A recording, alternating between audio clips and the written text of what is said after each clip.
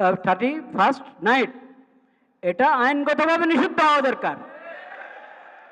প্রত্যেক শ্রেণীর মানুষের ক্ষতি এখন যুবকরা চায়, শুধু এই জন্য আমরা এটাকে বৈধ করে দিব?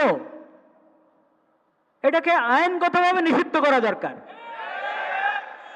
যদি সরকার মানুষকে ওই পথে চালাতে দেয় যে পথে মানুষের ফায়দা, তাহলে এটা করবে। আর যদি মানুষকে মানুষের তালে চালাও, মানুষকে মানুষের তালে চালাতে দাও, তাহলে আমরা নিজেদের ইচ্ছা মতে ক্ষমতা চালাতে পারবো, হুকুমত চালাতে পারবো। এটা ইসলামের শিক্ষা না। মানুষের মর্জিতে হাত দিও না। জনগণ না বুঝে কত কিছু চায়, সেটাই যদি তুমি করতে দাও, তাহলে তোমার দরকার কি? সরকারের দরকার হলো যেটাতে জনগণের ফায়দা। দেখেন, জনগণকে তাদের মন মতো চলতে দিয়ে উল্টা তাদের উপরে জুলুমও করতে থাকে। এটা হলো সরকারগুলোর নীতি।